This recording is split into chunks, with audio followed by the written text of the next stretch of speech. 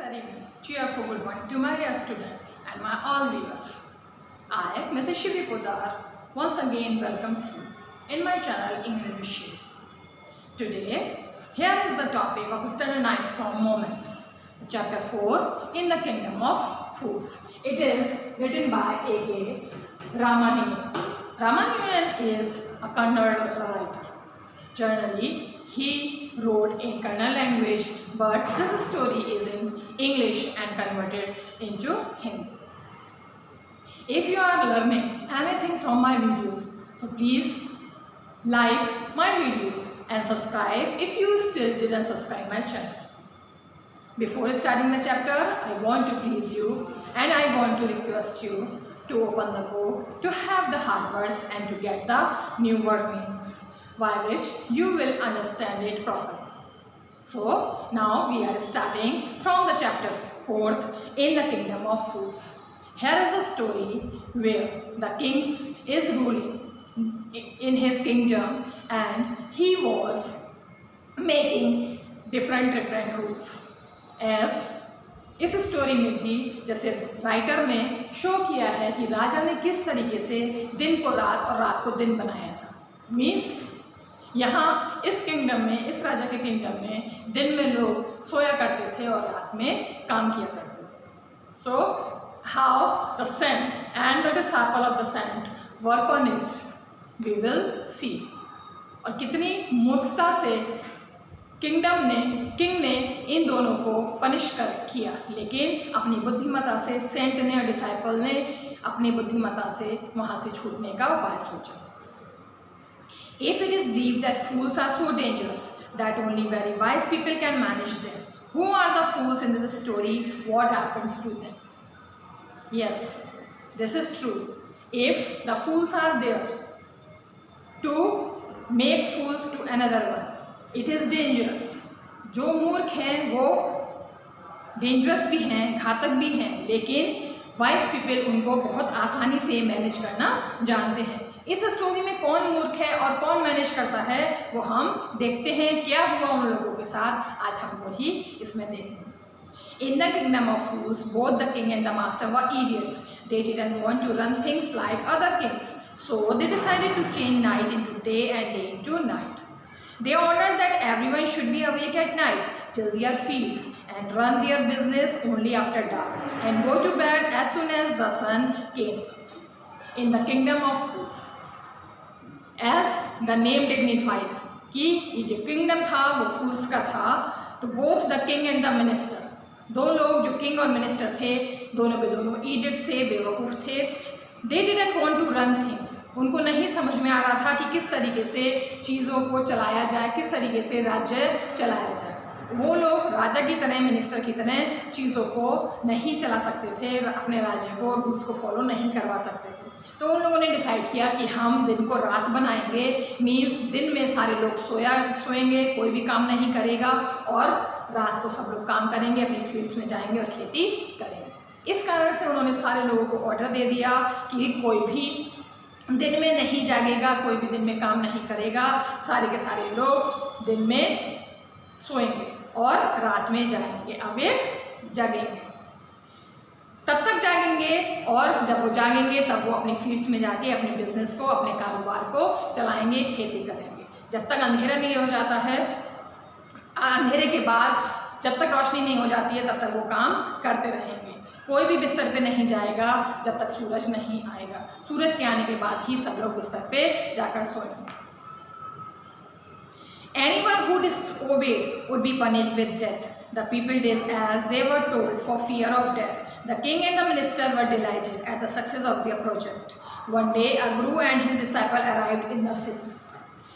ऐसा ही चलता रहा. इसी तरीके से सारे लोगों को ऑर्डर दे दिया गया, सारे लोगों को, प्रजा को ऑर्डर दिलवा दिया गया. राजा ने ऑर्डर दे दिया और ये बात कहलवा दी कि कोई भी डिसोबे नहीं करेगा, राजा की पालन का उल्लंघन नहीं करेगा, नहीं तो उसको मृत्यु का अभिशाप, उसको मृत्यु का पनिशमेंट दिया जाएगा.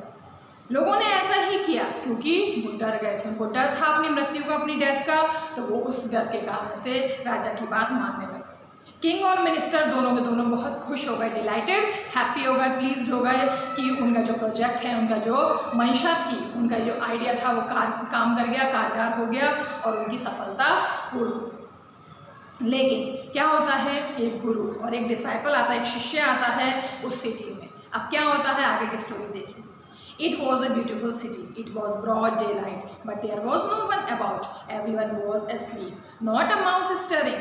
Even the cattle had been taught to sleep by day. ऐसा पॉसिबल है कि कैटल को, जानवरों को भी बोला जाए कि तुम सो जाओ? हाँ, लेकिन बोला गया, means they were not happy to awake there.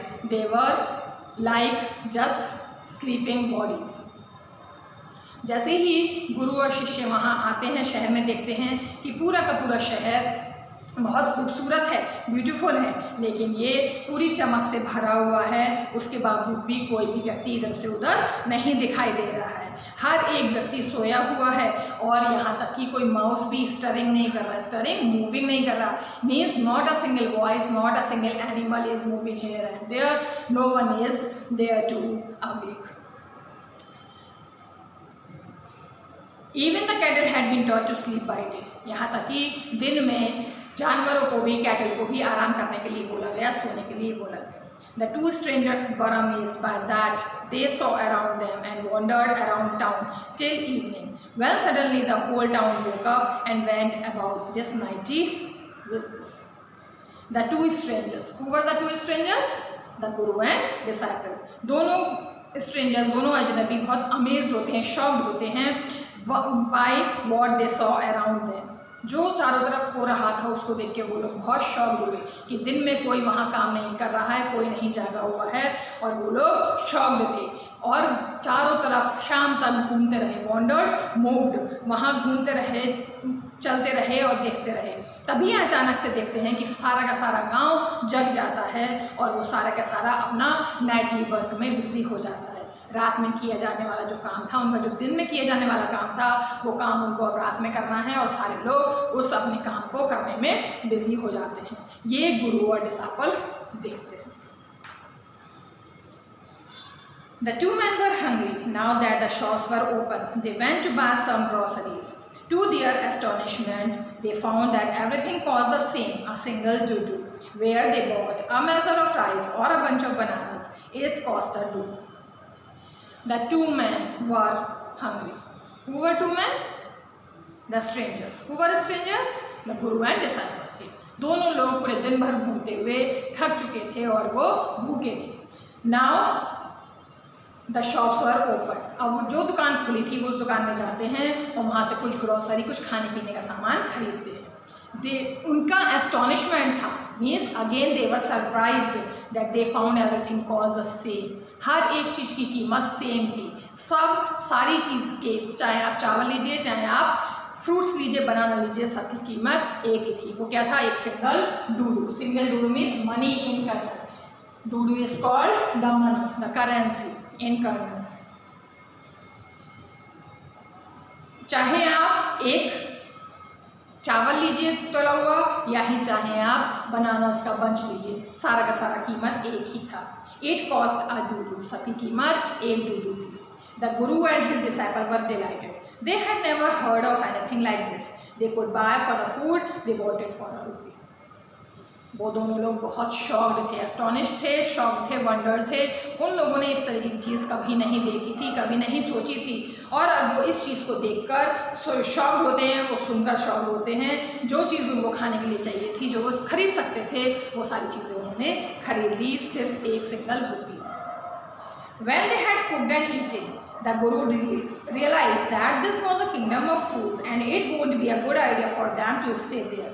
This is no place for us, let's go, he said to his disciple. But the disciple didn't want to leave the place. Everything was cheap here. All he wanted was good and cheap food.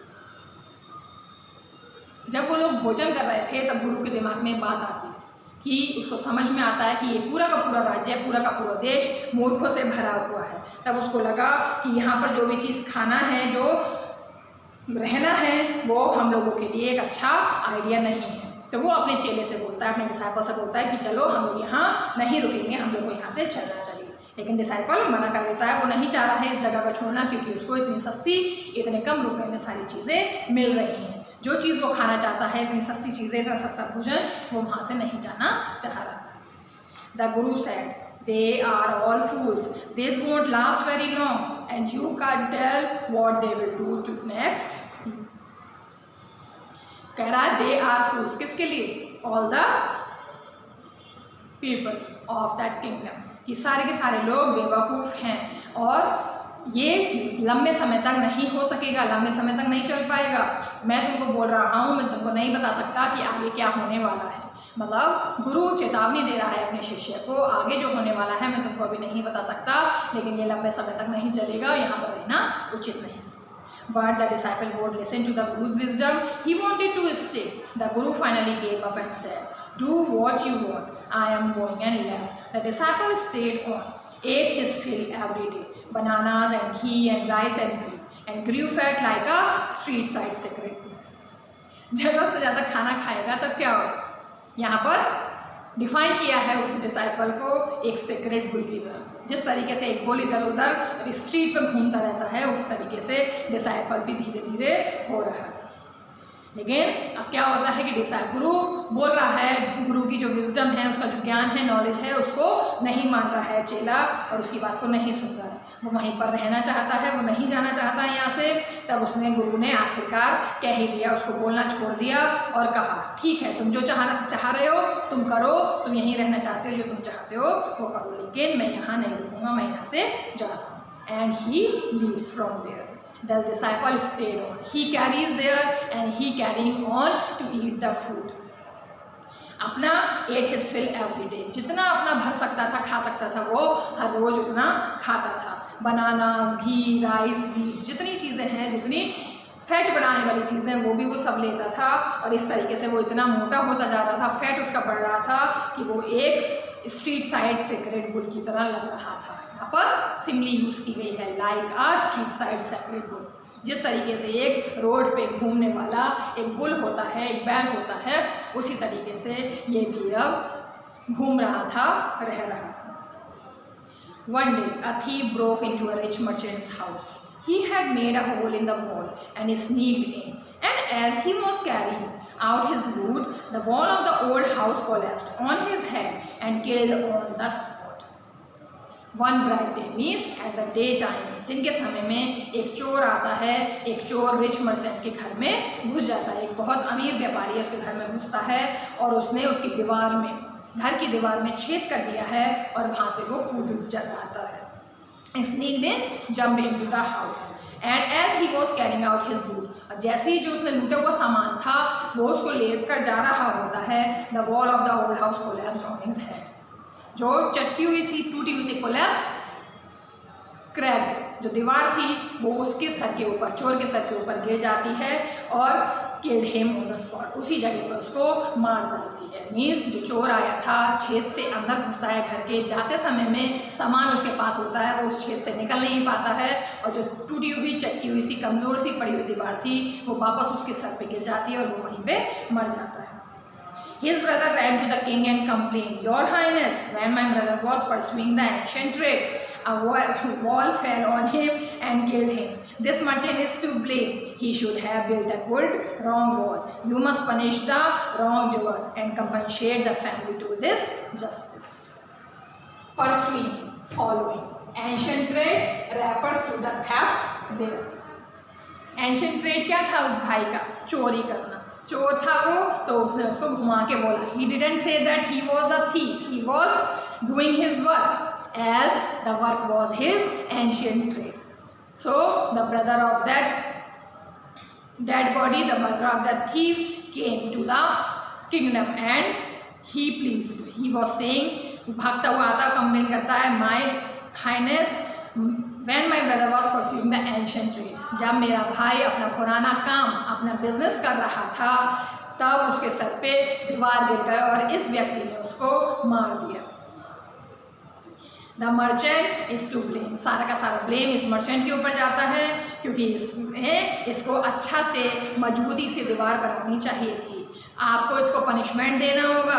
Wrong doer है means उसको merchant को wrong doer बोला गया है, गलत काम करने वाला बोला गया है कि जिसके कारण मेरे भाई की मृत्यु हो गई है, और बोल रहा है और उसकी फैमिली को कंपनशेट देना होगा, कंपनशेट थोड़ा सा पैसा देना होगा, फाइन देना होगा, और जो उसने इनजस्टिस किया है उसके लिए आपको न्याय दिलाना होगा।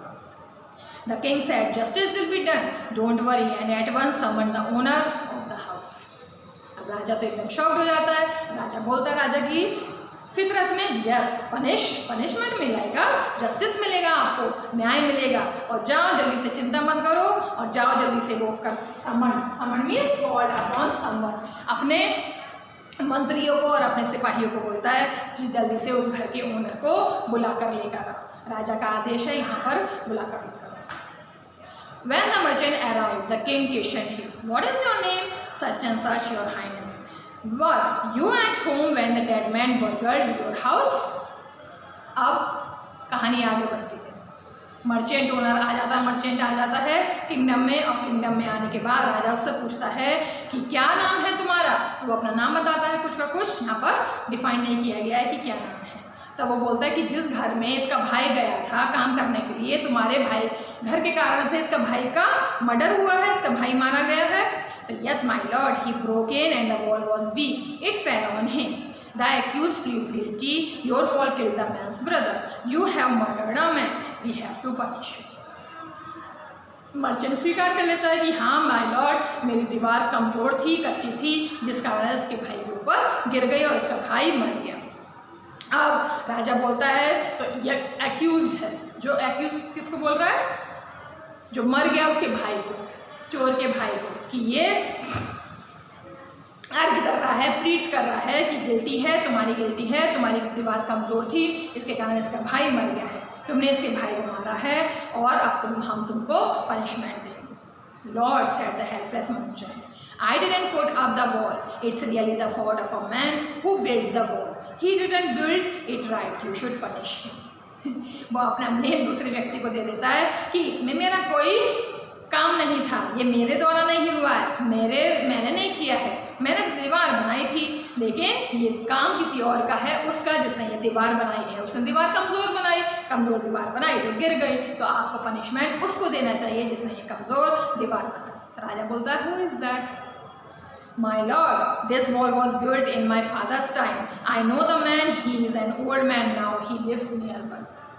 ये दीवार, ये घर मेरे पापा के ज़माने में बना था, और जिस व्यक्ति ने इसको बनाया था वो मेरे घर के पास ही रहता है, मैं जानता हूँ उसको, मैं उसको बुला लेता हूँ, वो एक बूढ़ा व्यक्ति है। The king sent out messengers to bring in the bricklayer who had built the wall. They brought him tied hand and food. You there? You did build this man's wall in his father's time? Yes, my lord, I did. अब messengers और servants जाते हैं उस बूढ़े mason के पास, और उसको पकड़ के उसका हाथ और पैर उसको बांधकर वहाँ से लेकर आते हैं। Bring in the bricklayer, the person who makes the walls through the bricks. और जिसने दीवार बनाई थी उसके घर जाते हैं और उसको बांध कर ले आते हैं, उसके हाथ पैर बांध कर लेकर आते हैं। जब उसको वहाँ लाया जाता है तब राजा उससे पूछता है कि तुम ही वो व्यक्ति हो जिसने इसके पापा के सामने ये दीवार बनाई थी। वो एक्सेप्ट कर लेता है कि यस माय लॉर्ड, मैंने ही किया था। What kind of a wall is this that you built? It has fallen on a poor man and killed him. You have murdered him. We have to punish you by death. अब बोल रहा है तुमने किस तरीके की दीवार बनाई थी? ये दीवार ऐसी थी कि एक बेचारा गरीब उससे मर गया, तुमने मर्डर किया है, अब मैं तुमको पनिशमेंट दूंगा, अब तुमको मृत्यु दंड दिया जाए। Before the king could order the execution, the poor bricklayer pleaded, Please listen to me before you give your orders. It's true, I built this wall and it was no good, but what was because my mind was not to it. Again, the third person is there. Before announcing the punishment, the king, राजा ने order दिया है अपने execution को आगे बढ़ाने के लिए अपने काम को। वैसे ही जो पुअर ब्रिकलेयर था वो प्लीडेड करता है, रिक्वेस्ट करता है कि प्लीज़ मेरी बात सुनिए, मेरे से सुना जाए, आपका ऑर्डर देने से पहले मेरी बात को सुनिए। हाँ, ये सही है कि मैंने दीवार बनाई थी, लेकिन ये दीवार अच्छी नहीं बनी, लेकिन इसमें मेरा बिल्कुल दोष नहीं है, इसमें मैंने बिल्कुल भी नहीं जानबूझ के ये किया है। मुझे अच्छे से याद है कि ये क्या हुआ था। I remember very well a dancing girl who was going up and down that street all day with her anklets jingling, and I couldn't keep my eyes or my mind on the wall I was building. You just get that dancing girl, I know where she lives. अब वो third person पे blame लगा देता है, वो third person है एक dancing girl. बोल रहा है बी क्लियर कि मेरा इसमें कोई दोष नहीं है। जब मैं ये दीवार बना रहा था, वो बोल रहा है उस समय वो ऑब्वियसली यंग एज का होगा जब फादर के टाइम में बनाई है। तो एक डांसिंग गर्ल अपने एंकलेट्स पहन के, पायल पहन के, झनकाती हुई, जिंगलिंग झनकाती हुई, बजाती हुई वहाँ से जाती है, निकलती है। मेरा माइंड डाइवर्ट हो जाता है और मैं दीवार बनाते बनाते उसकी तरफ देखने लग जाता हूँ। मेरा आँख, मेरी दिमाग उसकी तरफ चली जाती है, दीवार पर नहीं रह पाती है। तो इसमें मेरा दोष नहीं है, इसमें उस लड़की का, उस डांसिंग गर्ल का दोष है। मैं उसको जानता हूँ, वो यहीं रहती है। So that's it for today. Now there will be suspense and surprise that what will happen in the new and the next part of this story. So thank you for today. Bye bye.